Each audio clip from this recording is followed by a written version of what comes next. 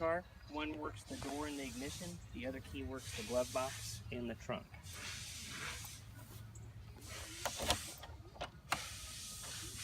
Turn it towards the front, unlocks the door.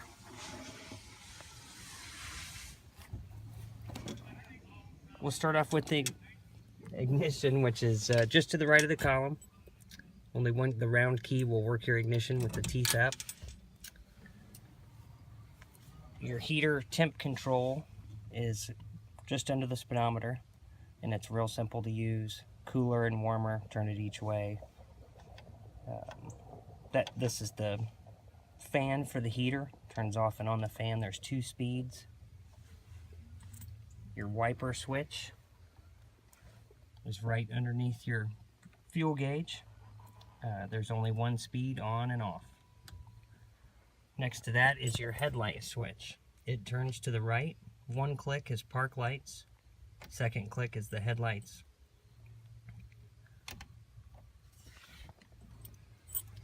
The ignition is just to the right of the column.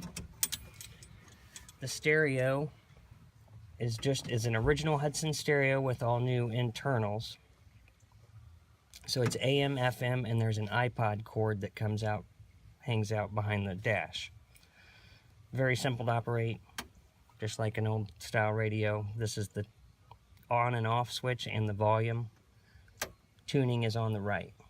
There are detailed directions in the glove box for you that will tell you how to preset stations and switch to auxiliary to use your iPod or music source. There's 1 auxiliary plug-in just to the right of the ignition, where you can plug in a cell phone or a tablet or laptop. We have a 2nd outlet for you, power outlet, where you can plug in the same thing, another phone or iPod. You can have more than 2 things plugged in at the same time if you need to.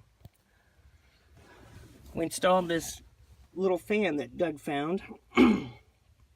It has a variable speed. Its on-off switch is right above the cage, and it's a variable speed. It'll go from very slow to very fast.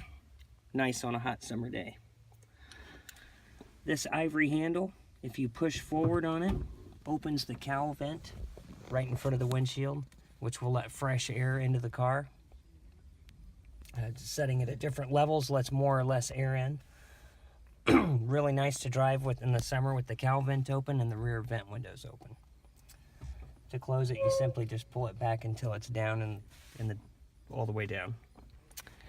This little ivory twist knob right underneath right next to the cowl vent adjusts the brightness of your dash lights when you're driving at night. Your horn is the outer ring of the chrome part of the steering wheel. To turn on the inside dome light, there's a switch right here on the front of the back side of the interior dome light. Will turn that on. The big blue knob in between the windshield and the interior dome light is your antenna knob. That rotates the antenna from the upright position to a down position right here at the division bar of the windshield. You especially want to put it down when you're pulling in and out of your garage. The switch on the passenger side B pillar turns off and on the rear interior lights, which are back by the little rear vent windows. The hood release lever is a little chrome T handle, which you just pull towards you to release the first latch of the hood. Your parking brake handle is the big chrome handle just next to the kick panel.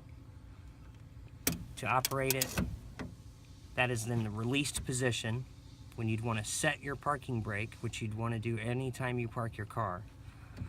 Pull it out towards you and it'll lock in place. And again, to release, you just turn it a little bit, you'll feel the pressure release, and you push it in. On the floor, just like a modern car, gas pedals on the right, brake pedals in the middle.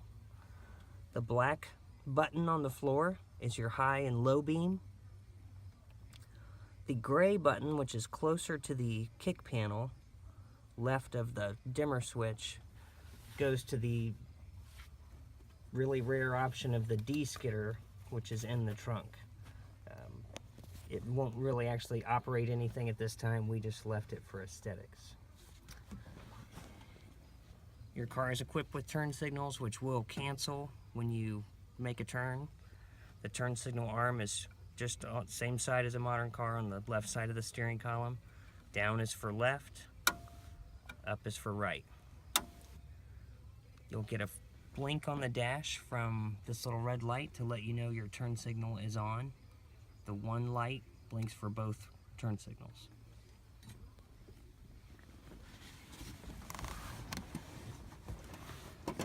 To operate the seat, there is a chrome lever on the left side of the seat. You simply lift it up and move the seat forward or back.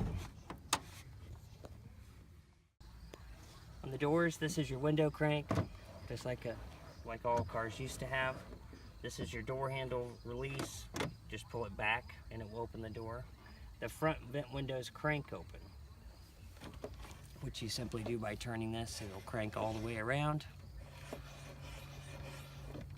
Close it by cranking it shut. It doesn't have a lock because it has to be cranked to open. The rear vents just simply have a lever that you lift up, which releases the lock, and they push out a few inches, and they'll stay in position while you're driving. We're going to show you everything under the hood, how to check fluids. And again, you just grab the T-handle, pull it towards you. It takes a pretty firm pull.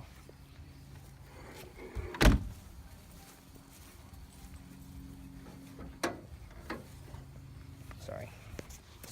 There's a lever just inside the first two grill bars that you just pull towards you. Pretty easy to pull. It's spring loaded.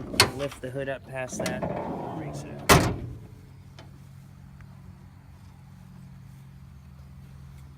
Your radiator's all new, and the radiator, when cold, can be checked here. But we have a coolant reservoir jug, just like your modern car.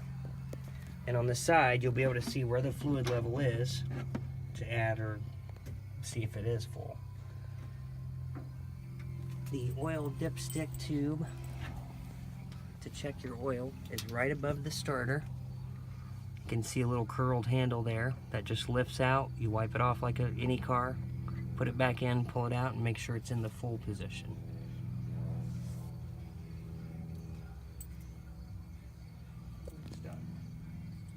The oil fill cap is the black cap that says oil right here, and that's where you'd put in your oil. The air cleaner is what's called an oil bath air cleaner. It has oil inside it and this little reservoir to keep the dirt from getting into the carburetor. As I said earlier, you've got two keys. One it opens your doors and is the ignition. The other key opens your trunk and the glove box. You simply just put it in, turn it to the right, turn the key back, and lift up your trunk. You have a full-size spare which matches your other wheels. The original Hudson jack is in your car. However, we don't recommend using it to change your tire. Up in the back, you'll see the Connecticut de-skidder that came with the car. It's been in it since it was new. Nobody here has ever seen this option in a car before. But the second little button on your floor next to your dimmer switch operates these little cans that have like gravel in them, and it would dump gravel out in front of your rear tires to get traction in the snow. Although I don't think this car was ever driven in the snow. We have all the paperwork on the car that we got when we bought it, who bought it, when they bought it, what car they traded in on it when it was brand new. We have the original owner's manual, and all the things, little information about the car. It tells you things, how to operate everything. Everything is in here that came in it when it was new, including the pencil from the dealership. There is there's a trunk light in here that will illuminate the trunk for you. When your park lights are turned on, this light will be on. We also have an extra accessory in the car, which is the spare tire inflator. It has a fitting outside the car, so you don't have to open the trunk to check the air in the tire or to put more air in it if it needs it.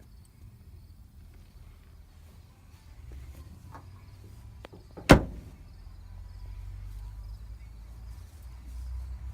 go for a ride.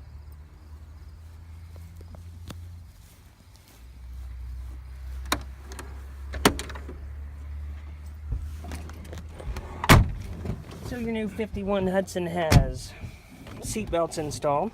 There are 2 seat belts in the front, 2 in the back. And we're going to show you how to fire up your car and take it for a spin. So your ignition key, you put it in the ignition. It only clicks over once. It's just an on-off switch. You will hear a buzzing noise. That is the electric fuel pump. If the car has been sitting overnight, you might have to hit the gas pedal 1 time to the floor, and then you simply just push this button and the car will fire up. The car must be started in neutral with the parking brake on. A hydromatic shifter is different than a modern car, where it looks like what you'd be in park is actually neutral. There is no park. So when you're driving, you just want to be in the D. It will automatically shift through its 3 gears. Reverse is all the way to the right, and it's marked just like a modern car with the R.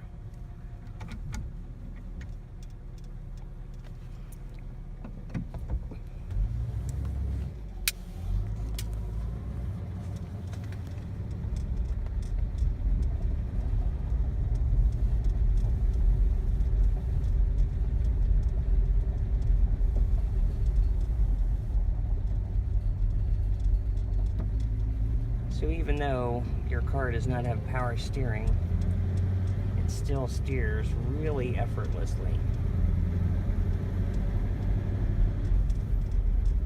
With a little bit of speed on the car, a little bit of momentum, it's really easy to steer.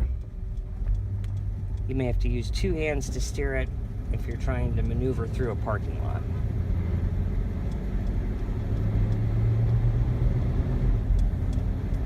Feel the transmission shift, a little more noticeable than your modern car, but more like the cars that you probably drove in high school.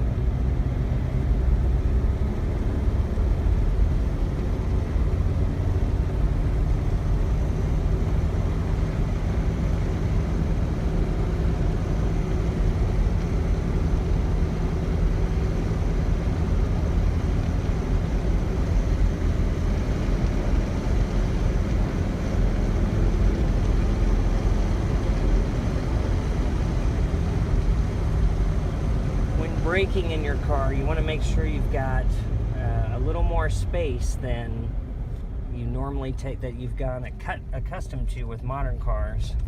You can almost brake at the last possible second. With a vintage car, you need to give yourself a little leeway. The brakes work great. You just can't stop instantly, so you don't want to tailgate anybody, and you want to be prepared for what you're going to be doing next or where you're stopping.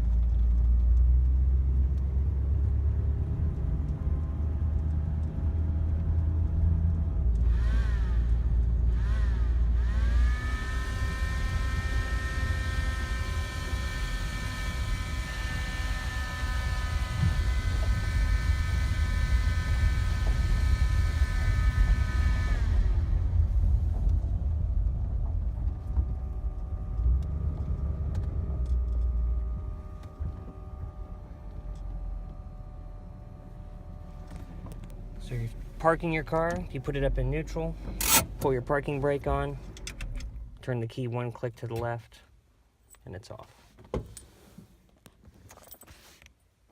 Also, your clock. The clock is always working. To set it, you set just like almost any clock. You pull the lever out, you can adjust the time, minutes and hours.